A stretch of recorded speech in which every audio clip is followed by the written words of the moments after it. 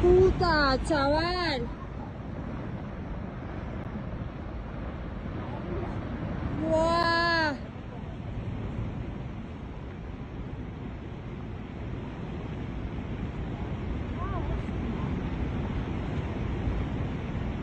No me jodas.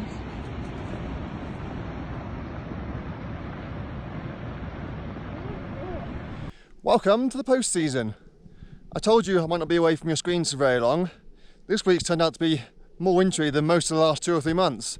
There's been a hell of a lot going on, so I figured you'd quite like to know about it.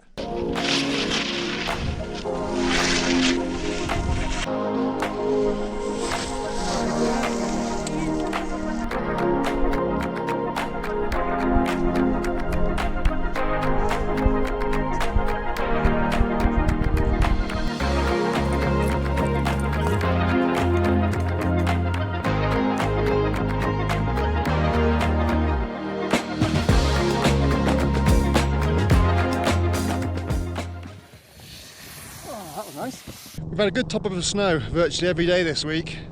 Up here in the upper valley branch in the cold midi, it's been 20-30 centimetres of snow virtually every night. And then the great thing is the clouds then cleared overnight, or at least sank down into the valley. So down in Chamonix, it's been pretty foggy, pretty grey. But if you get up in the Guide Midi, you've been above the clouds virtually every day. So it's been absolutely stunning up here, and again, beautiful skiing conditions. Freezing levels have been hovering around about 2,400 metres and snowed occasionally down to around about 1,800 metres. So the snow line has come right back down. Of course it melts very, very quickly anywhere where all the base has gone, but anywhere where there is still existing snow patches, we have been seeing an accumulation of snow again, even down to around about 2,000 metres. People have been back skiing the Valley Blanche and the Valley Noire in its own right again with all this fresh snow. It's a very, very long walk out now. Earlier in the week it was around 45 minutes, but it's been getting longer and longer every day. Probably close to an hour now, but still, it's definitely slightly quicker to ski down than to try and skim back up. The zigzag is now completely gone from the arête, it's just filled back in with snow, but there is still a single handrail down the arête, so it is possible just about to descend without crampons if you're confident enough, just hand over hand down the rope. But actually your best bet is simply to walk along the top bit to the end where the zigzag used to start, put your skis on there, just ski down the north face. That way you avoid all the roped up alpinists and you get out of everyone's way much quicker.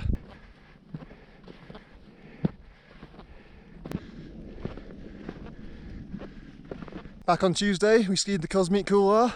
Now, it was far from hero powder. We'd let lots of teams go first, slough it all off, play it safe. It just scraped down to the chalky base, but it's still quite enjoyable to ski, with the old patch of slough where it had caught and built up as well. So yeah, pretty good. It's possible to ski directly from both entrances without abseiling now. Virtually everybody else was just side slipping down the icy top bit. We played it safe, took one 60-metre abseil. I've only been back skiing off piste 3 weeks since blowing my knee, so yeah, definitely wasn't going to take any chances side slipping down a 60-degree icy slope, but virtually everyone else had been doing so, so it's definitely possible. The leftmost exit is the best to ski at the moment. The middle and right might still be possible, but you're definitely best staying left because it finishes a bit higher and the snow's just better around to the left. As for the traverse out, both the higher and lower traverse are possible, but they're both equally very, very arduous. And to be honest, there's not much point doing the higher traverse. Even though you keep the skis on for longer, you don't gain any extra skiing, it's just lots and lots of sidestepping. Yeah, the lower traverse, you've got to take your skis on and off several times on crossing rocky slabs, but at least it's just more of a horizontal traverse. There's no advantage to staying high because the snow conditions down there are pretty bad. Not been any overnight refreeze, so it's just full depth slush, really sticky, really heavy, you can't actually ski it, so you're better off just traversing anyway.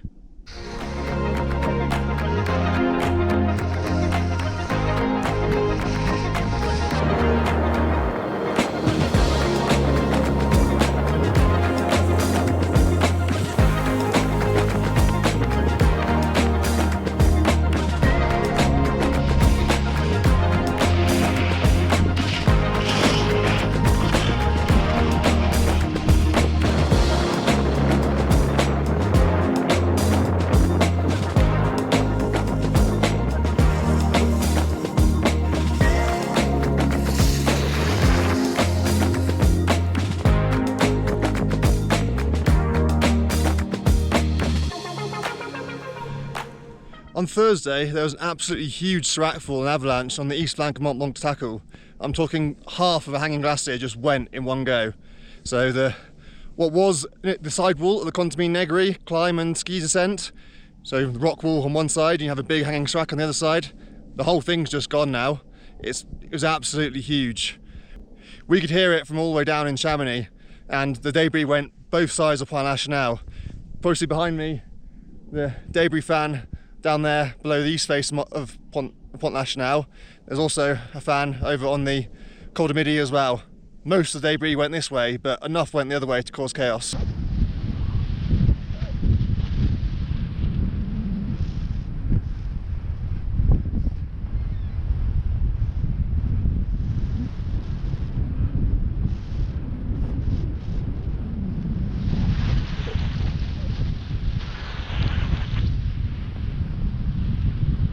At least 2 people were caught out in it on the Col du Midi side. I believe they were climbers, they were on foot, so they just weren't able to get out of the way quick enough. Remarkably, as far as I'm aware, they were both pulled out alive. One of them after over 30 minutes being buried 3 meters down, which is an absolute miracle. But yeah, it could have been so much worse. Loads of people are out climbing now, even though conditions are probably better for skiing than they are climbing. There's loads of people in the vicinity. Remarkably, like I say, it appears that only 2 people were actually caught directly in the firing line. But yeah, it was absolutely massive and pretty terrifying. Being climbers, they probably didn't have avalanche gear on them. They might have done, but I don't think they did, from what I've heard. Now, that's perfectly normal. Alpinists generally don't carry avalanche gear because they've got so much other kit to carry, and they're moving a lot slower anyway. You need to be light and fast, so you don't carry it. But yeah, that's just a word of warning, really. SERAC falls can happen at any time of day, any time of year, and if there's fresh powder, they can trigger a huge avalanche as well. And yeah, climbers are just as much in danger as skiers, so especially at this time of year, when there's lots of fresh snow around still, it's probably wise, even if you are on foot and climbing, to at the very least carry a transceiver. And lots of people have been out climbing this week, despite the fact that it is much better conditions for skiing than climbing right now. Of course, the Cosmic Wreck gets climbed virtually every day of the year. It's been pretty busy on there, even though you have to dig through quite a lot of powder. Arete Lawrence again, of course. As I've already mentioned, there were quite a few teams on Pointe Nationale, including the ones caught in the avalanche. But there are people on the traverse itself as the avalanche is raining down, tearing past the arete on both sides. So yeah, lots of people are out on foot this time of year, even though it's still very much ski season up here.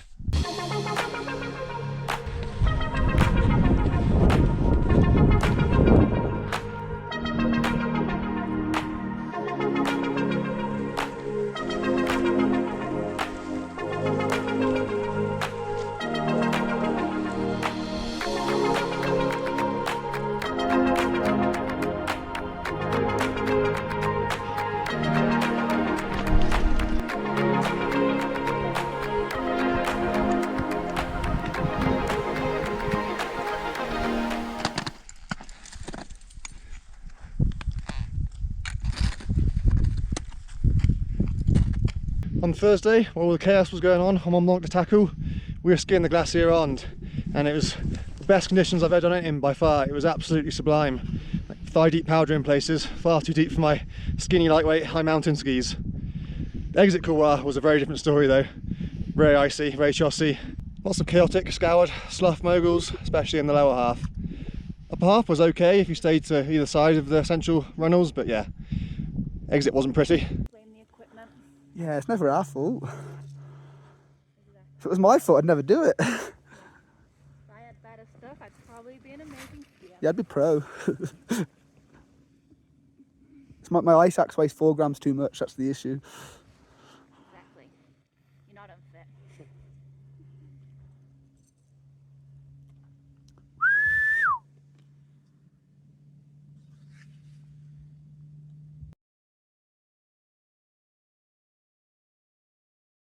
Unfortunately, my mate had a pretty big accident actually. His bindings failed him at the top of the exit couloir, 80k, don't use 80k, and he fell about 400 metres down the couloir. Miraculously, yet again, he came out of it fairly unscathed, just a broken leg. It could have been so much worse, so that was pretty scary. But it was right for him, he got to get helicoptered out. I had to ski the rest of the way down with his skis and all his kit. Right now, I'm hanging out on the summit of the Tour Ronde. Quite literally. We've climbed up the Gervasiti couloir. We're going to ski back down the same way. Loads of people had the same idea. There was at least 12 people ahead of us on the way up, and some people had already skied back down as well. It's been very busy on this today, but conditions are pretty good. Last time I was up here, there was a rock band about 20-30 metres from the top, which you had to down climb, or if conditions allowed, jump through. It's banked out all the way now. It's still steep, still icy, but you should be able to do it with your skis still on. And while you're up here, it's well worth summiting. There's a good boot pack around the side and up onto the summit ridge, so yeah, it only takes about 5 minutes from the top of the City couloir to the summit, so it's such a shame not to do it. And there is the Madonna, almost buried in snow, but not quite. People have also been skiing the North Face and conditions look pretty damn good. It's very much on my wish list as well, but not for me today. It's another step up in difficulty and extremity. I'll save it for next season when I'm hopefully fully fit. But it does look dreamy.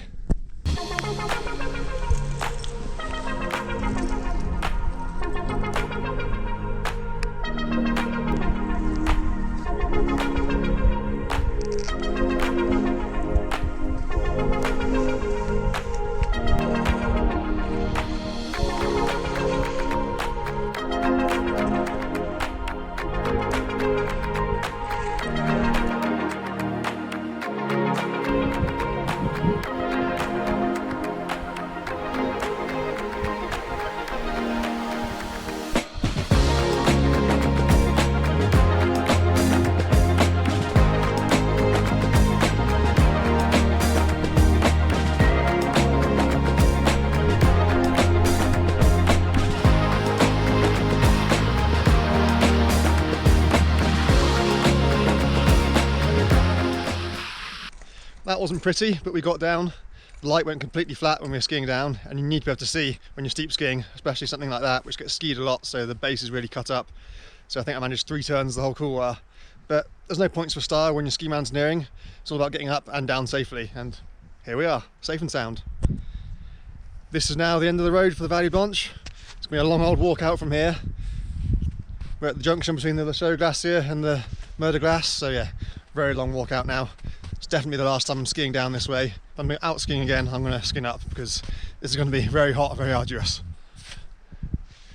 But still, we got some absolutely amazing spring powder turns on the Valley Noir on the way down from here, so it was worth it, just this once. There is yet more snow in the forecast Sunday, Monday, and indeed perhaps beyond. Freezing levels are staying broadly similar to what they are now, around about 2,400 metres, so yeah, we're going to continue to get some great skiing conditions up high in the high massif. As I keep filling in all the couloirs and everything else, so it's also great news.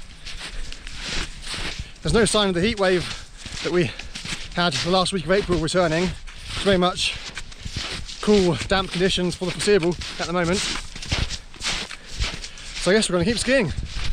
The early pioneers of climbing and skiing did not give a damn about the environment. Stuff like this is just littered all over the glaciers of the Alps. It's such a shame, really.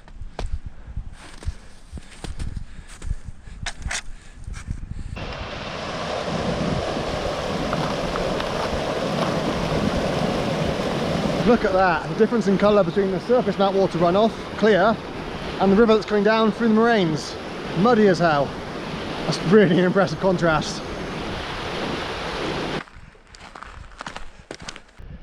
Well, that was as long, arduous and unpleasant as expected. Thankfully, it's very nearly over now.